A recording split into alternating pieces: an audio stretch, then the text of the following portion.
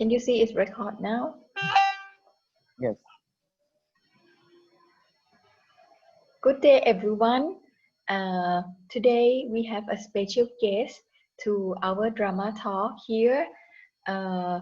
He is Pra Ajahn Sumanananda from Dharmajika Buddhist Monastery, Dhaka, Bangladesh.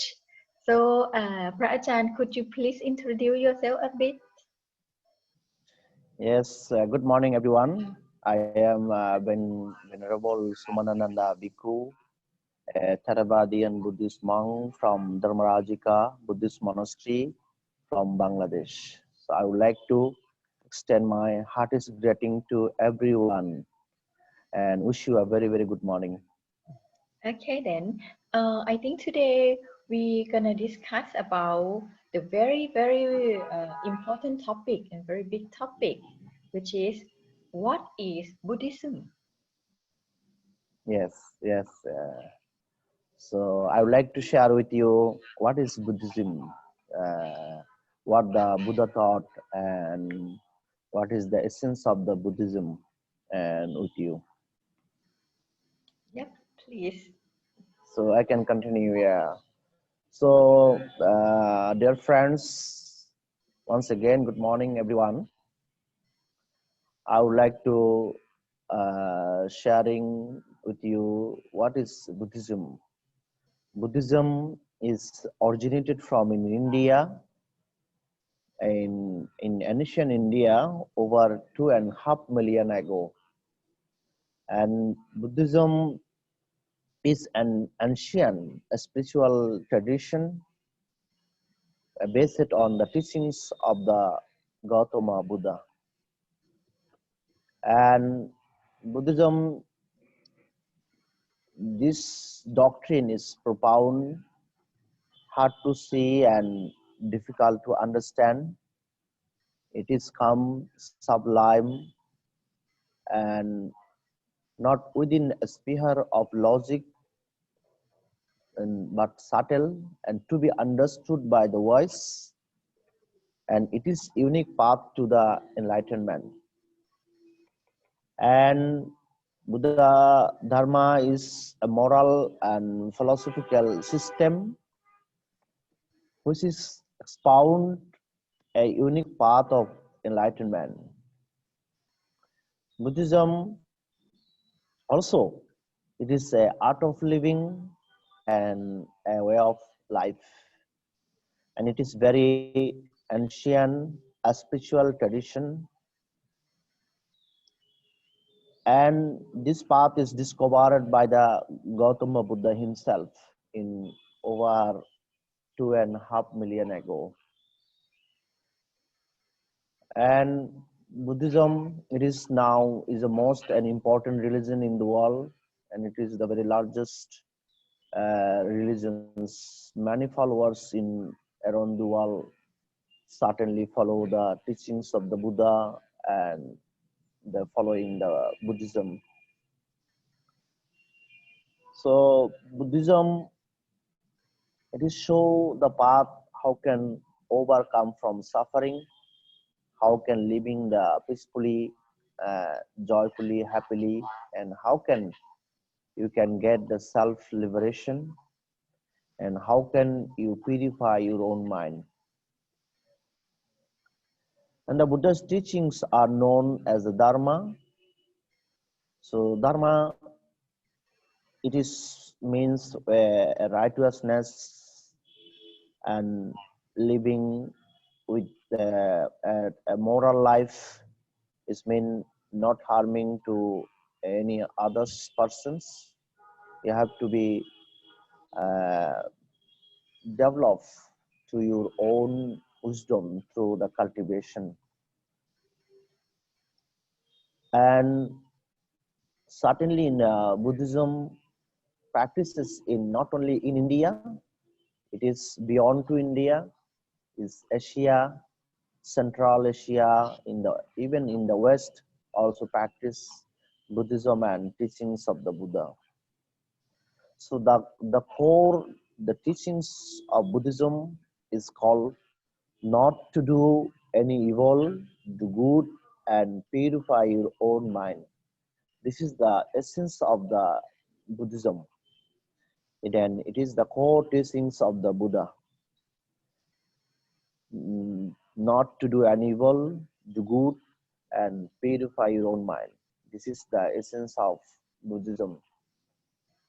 So I would like to share with you Buddhism is the neither a metaphysical path nor a ritualistic path, and Buddhism it is neither a eternalism path nor a nihilism path, but it is a realism.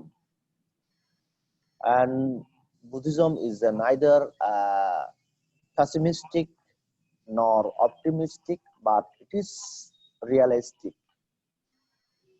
And Buddhism is not a extrovert, but it is teaching to us and guiding to us how we should be introvert. So Buddhism is not a extrovert, but it is a introvert always. And Buddhism is a unique path to the enlightenment. It emphasizes for every human beings to be attained Buddhahood or to be attained enlightenment. So the Buddha taught that wisdom, kindness, patience, generosity, and equality, and compassion are important virtues. So the word of the Buddha means enlightened one. So the path to enlightenment is attained by the utilizing morality, meditation, and wisdom. And Buddhists often practices meditation for their mental cultivation, for mental development, and for purification of the mind. Buddhism's and teachings of the Buddha's is ultimate goal or reality is means the purification of the mind. So therefore, very beginning, I have shared with you the core of the teachings of Buddhism or core of teachings of the Buddha is not to do any evil, do good, and purification of your own mind. And also, Buddhism possesses an excellent code of morals and suitable to both advanced and unadvanced types of individuals. The very beginning, Buddhism is highly guided for moral value or ethical value in our daily life. Therefore, first is they have in Buddhism for ethical value is called precept or called sila. They have the five precepts. Five precepts is mean you have to maintain in your daily life the five precepts. It is your moral value, not killing, not to stealing, not to commit any adultery, not to lie, and not to take any intoxicant in alcohol or drinks. And others highly Buddhism is emphasized and focuses on the four sublime of the state. It is we call in the Brahma Vihara. First is the metta. Metta is mean loving kindness. Secondly is the compassion, or in Pali terms is called karuna. And third is mudita in Pali. It is called appreciated joy. And fourth is equanimity. This the four sublime of the state of Brahma Vihara. It is very important in the human society and human life. Then also in the Buddhism, guided for 10 transcendental vibration, which transcendental virtues, which is called paramita. paramita is mean the perfection. So first is the generosity, second is the morality, and third is the renunciation, and fourth is wisdom, fifth is energy, sixth is patience, truthfulness, resolution, loving kindness, and equanimity. So every sentient being and every human beings, those who are seeker of the Dharma or seeker of the truth, they should be need to be cultivate this 10 kind of perfection or 10 virtues or 10 qualities for development of our human life or gaining the enlightenment. Once again, I would like to repeat with you in Pali called Dana. Dana is mean the generosity, and Sila is called morality, and Nikkama is called renunciation, Panya is called wisdom, and Briyang is called energy, and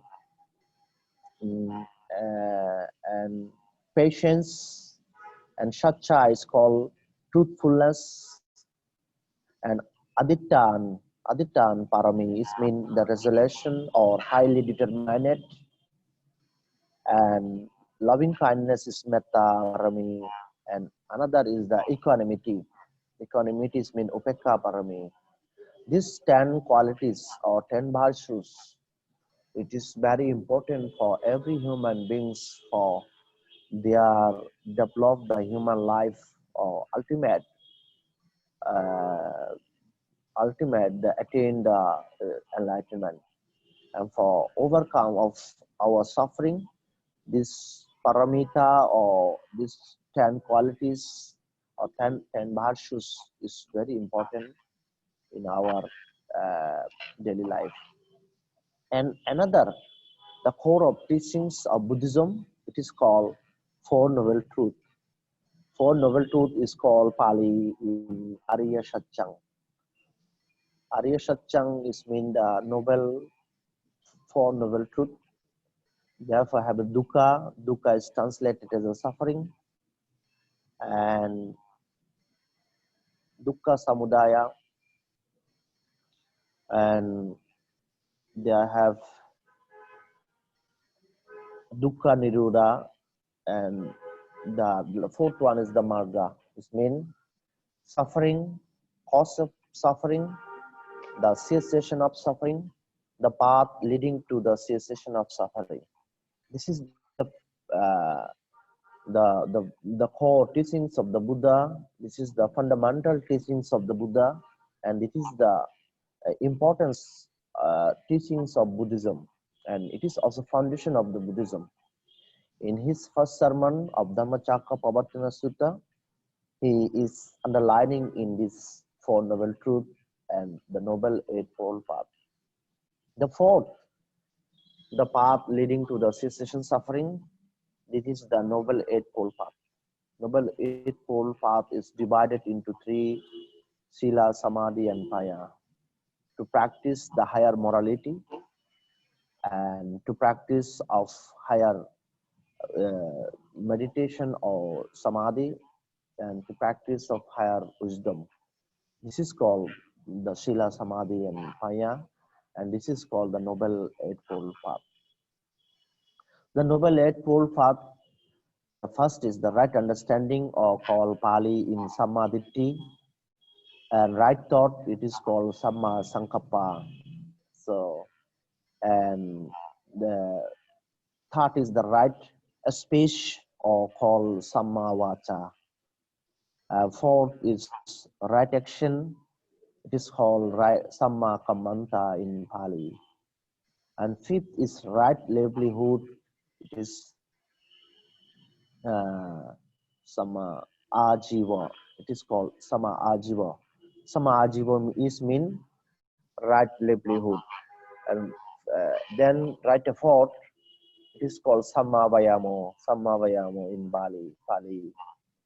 And seventh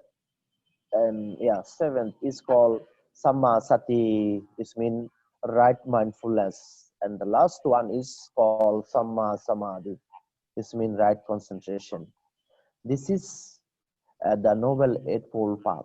It is there is the first two is under the wisdom, right understanding or right thought. This means Samadhi and Samma Sankappo, right understanding and right thought. It is the wisdom. And right speech, right action, and right livelihood. It is called sila. And right thought, right mindfulness, and right concentration. It is under samadhi. They are these three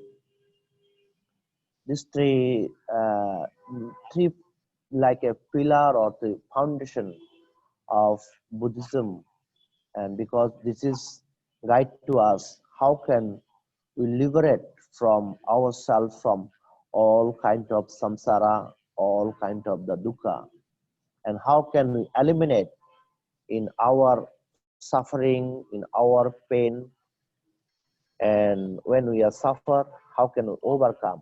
But if we walk and on the path, the Noble Eightfold Path, we can overcome from our own suffering and own like a dukkha.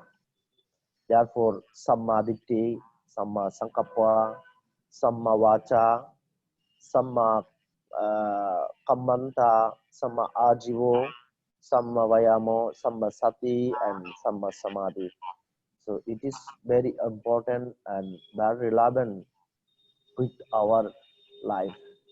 Every human beings, every sentient being, any caste, color, creed or religion or nationality, they can apply in their daily life these teachings, the Noble Eightfold Path.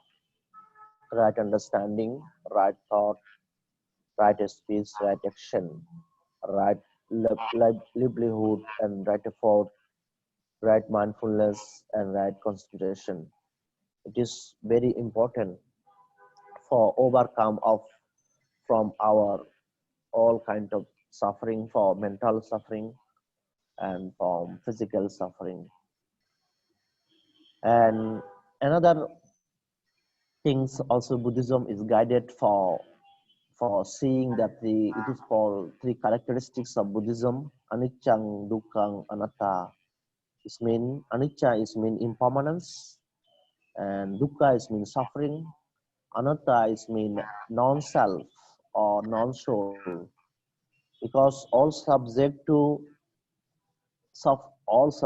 impermanence and all subject to suffering, and all dharma is non-self or non-soul.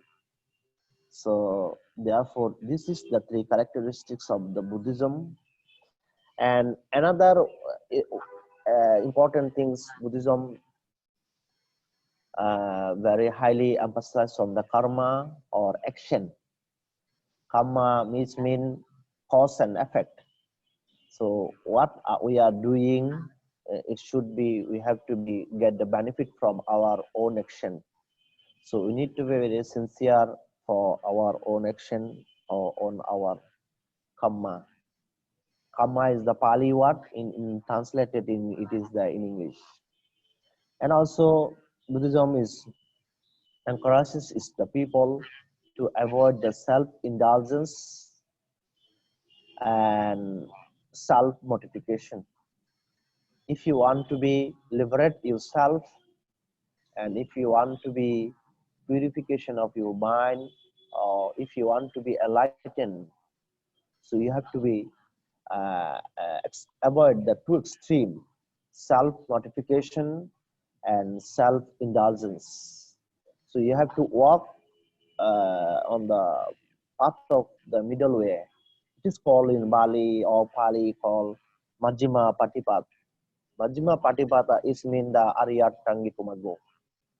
Aryatangikumaggo is translated in the Noble Eightfold Path. So if anyone come and contact and walking on this path in Aryatangikumaggo or Noble Eightfold Path. So this person can become the noble one. Noble one is the noble man or noble. Therefore, this path called the Noble Eightfold Path. But you have to be calm, understanding, and realize through your own wisdom.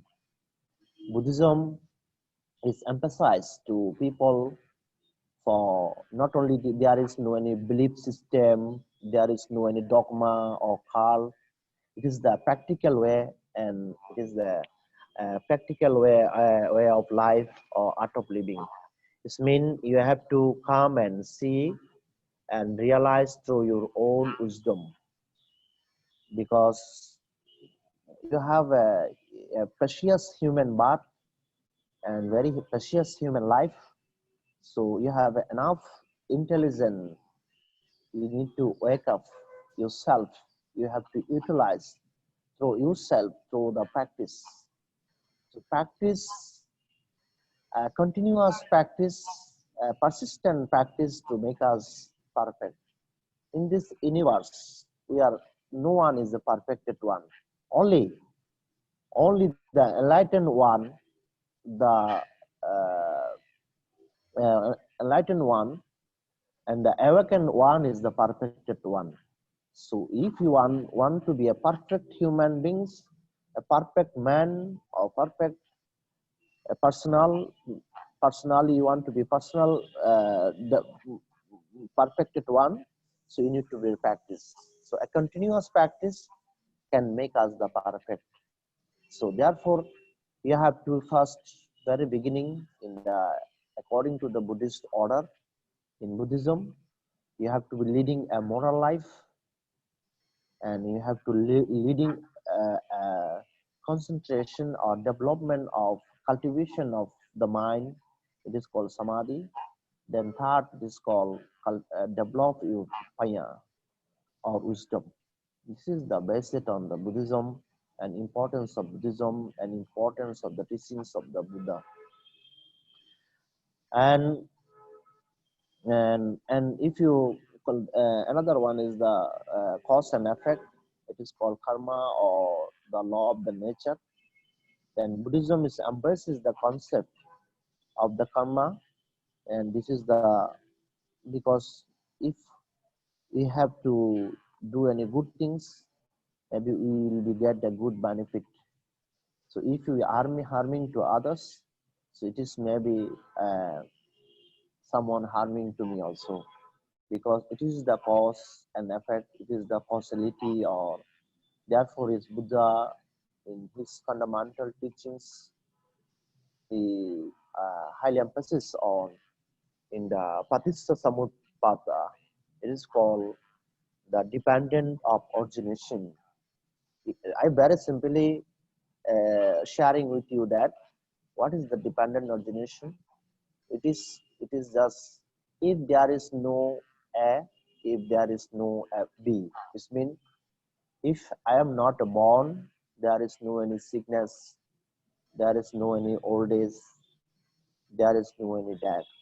I am born, therefore I have to be feel it sick or old age, and I need to be faced of the death. As a human being, I cannot overcome sickness, old age, and the death. So this is very common, and this is the law of the natures. So in the dependent origination, therefore, simply guided to us, if there is A, so there should be B. So if there is no any A, there is no B. It is very scientific explanation. It means ignorance causes to the mental formation, and mental formation causes to the consciousness, and consciousness causes to the mind and matter. And this is the like a scientific process, and Buddha, he discovered this path, or showing to us why we are born, why we are become a sick, become a old age, we are face the death. So this is the important in the explanation in the dependent of origination. This is the another topic. So we are, as a human beings, if we follow the teachings of the Buddha, maybe we can eliminate all kind of the suffering and all kind of it is called the dukkha, or it is dukkha is mean people when want something, when they are not satisfied with their lives or lives, so therefore people are suffer. So there have two kind of suffering: physical suffering and mental suffering. Sometimes you can overcome from your physical suffering, but sometimes you are not overcome from your mental suffering. Mental suffering is very effective, because you see someone, if have mentally suffer, they can't sleeping, and they have lot of physical complication, and even by through the mental suffering, people are get various kind of sickness or many lot of physical complication certainly. So both of suffering, mental suffering and physical suffering, if you want to overcome, you have to understanding the law of the nature. It is called the Dharma. So therefore, Dharma is that which really is, and it is the doctrine of the reality. You need to understand the law of the nature and law of the Dharma. Dharma is mean that which is really, and it is the doctrine of the reality. And it is the means of deliverance of suffering and deliverance itself. So Buddhism is guiding to you and guiding to us how can deliverance from the suffering and deliverance from itself. So therefore the teachings of the Buddha, it is called the Dharma. Dharma means righteousness. Dharma is mean truthfulness. So if there is no any truth, there is no any Dharma. So we have to be called the Dharma is the Four Noble Truth. Four Noble Truth is called in Pali Arya Satchang. First truth is the dukkha or suffering. Second truth is the dukkha samudaya or cause of suffering. The third is the dukkha nirodha, cessation of suffering. Fourth is the magga, is called the path leading to the cessation of suffering. So the Four Noble Truth we call this is the Dharma. Dharma is mean deliverance from suffering and deliverance from itself. So the Buddha, whether the Buddhas arise or not, the Dharma exists from all eternity. And it is the Buddha that realized the Dharma which ever lies hidden from the ignorance eyes of the man, till he is an enlightened one, calm and compassion, and utterly reveals to the world. So Buddha is mean the awakened one, the enlightened one. And Buddhism is very hard. This doctrine, it is hard to see and difficult to understand. Very beginning I said that to you. So therefore, in Buddhism and that very ancient time in India, highly many king, many ruler, many princess, many peoples follow, and many people embrace to Buddhism. Even great empire Asoka in ancient India, he also embraced to Buddhism. Why? Because Buddhism's talk or teachings on there are three major things: is compassion and wisdom and equality. Therefore, in the ancient India and Indian subcontinent, in the Asia Pacific, and the West also. Many people in the modern time also follow the Buddhist teachings, because Buddha's teaching and Buddhism guiding to the people for how can they can overcome from their own suffering. So in his first discourse, this is called already I mentioned the Four Noble Truth and Eightfold Path. So the best path is the Noble Eightfold Path. The best truth are the Four Noble Truth, and the non-attachment is the best of the state, and the best and highest peaceful place is called Nirvana. Nirvana is the ultimate goal of Buddhism. So if any people in the world, they work and they practice the Noble Eightfold Path, they can overcome from all kind of suffering, and they can attain the supreme, the enlightenment. I would like to share with you that certainly in Buddhism there have a three major school, or the three types of the Buddhism. I think you may know that. The first is Theravada Buddhism. So Theravada Buddhism in practices in the most of the Asian country. First is the Thailand and Sri Lanka, Cambodia, Laos, Myanmar, India, Bangladesh, and some other parts of the world. Certainly practices in Theravada tradition or Theravada Buddhism. Another school in the Buddhism, it is called Mahayana Buddhism. Mahayana Buddhism is the large number of followers in the world, mostly in the China. In China, many people follow the Mahayana Buddhism. In Japan, many people are follow the Mahayana Buddhism, and South Korea and Vietnam, they follow in the Mahayana tradition or Mahayana Buddhism. And another one is called Vajrayana Buddhism. So may you know His Holiness the Dalai Lama. The Dalai Lama is one of the important Buddhist figure, and he is the Nobel laureate and the highest and respected spiritual leader in the world. So His Holiness Dalai Lama is belong to Vajrayana Buddhism or Vajrayana tradition.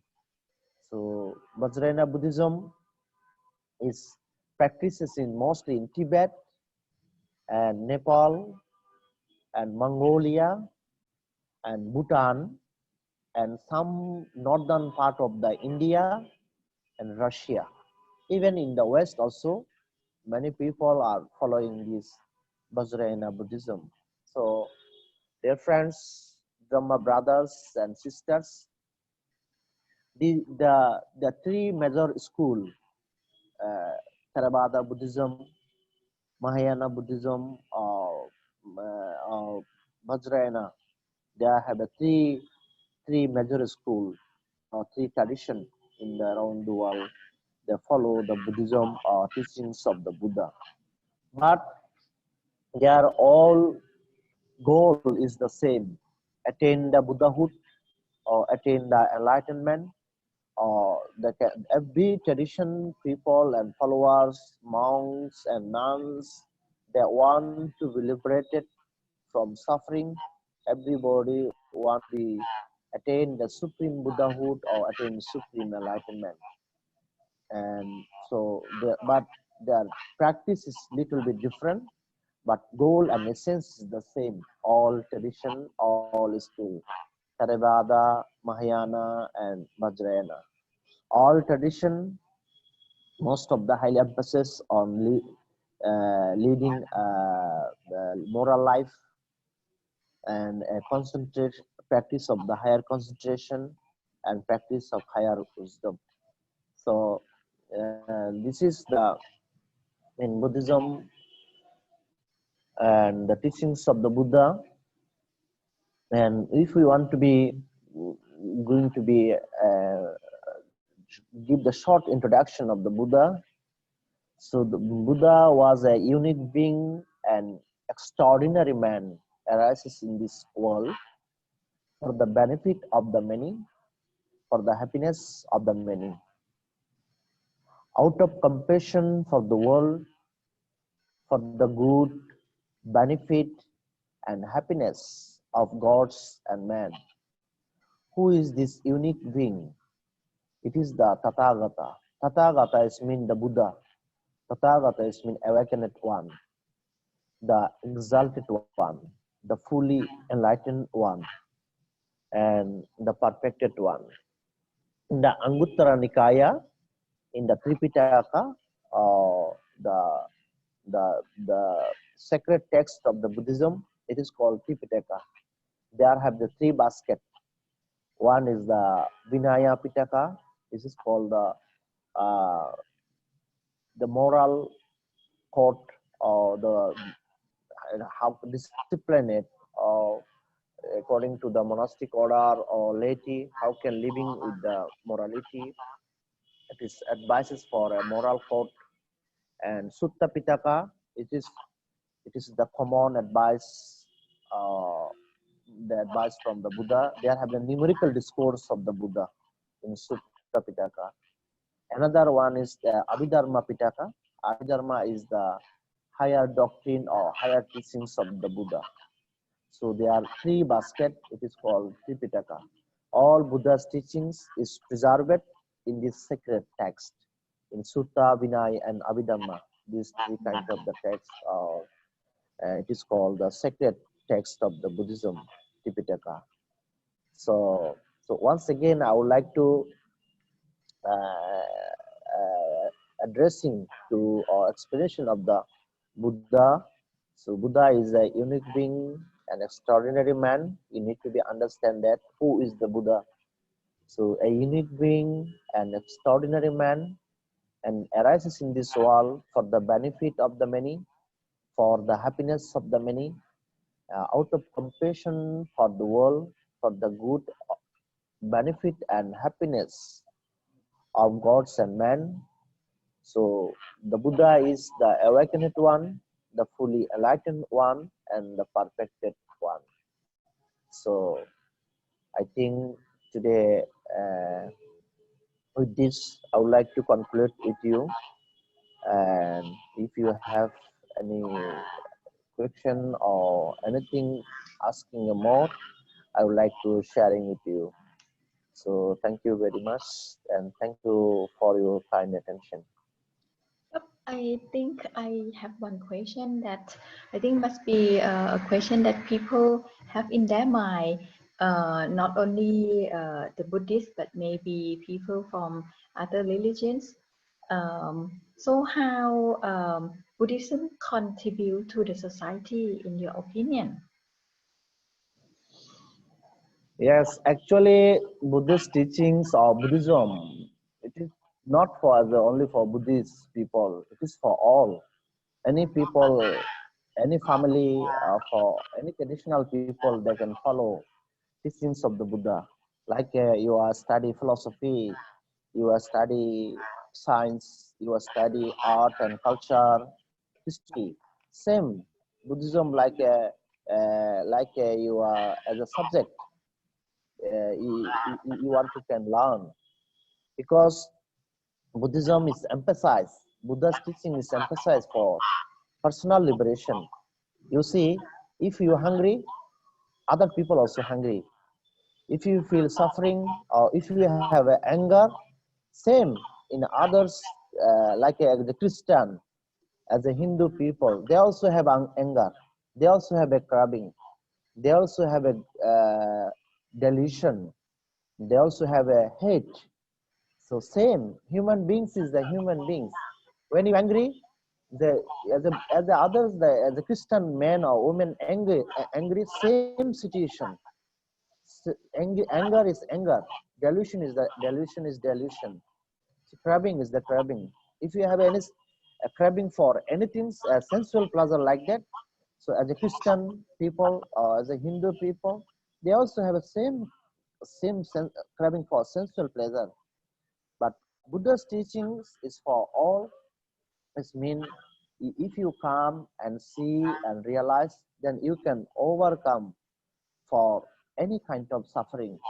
Therefore, Buddha's teaching is highly contribute for human society.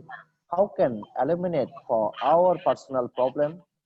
How can we living in personally with our family, with our society, living fully and happily?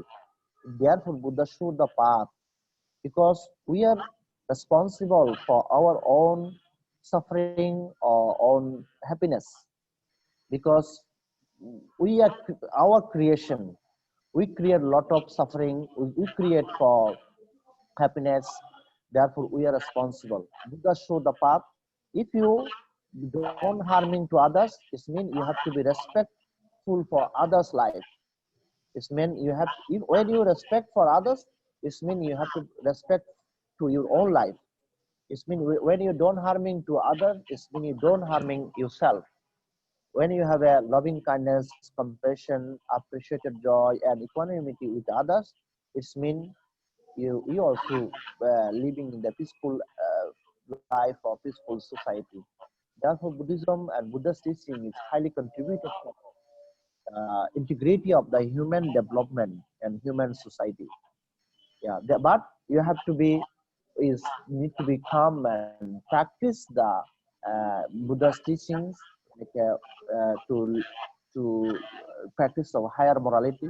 Very beginning, I said you have to observe the 5 precepts. It means you're not killing, not stealing, not lying. Then you have to not any sexual misconduct or not any intoxicating life. These are the 5 rules or precepts.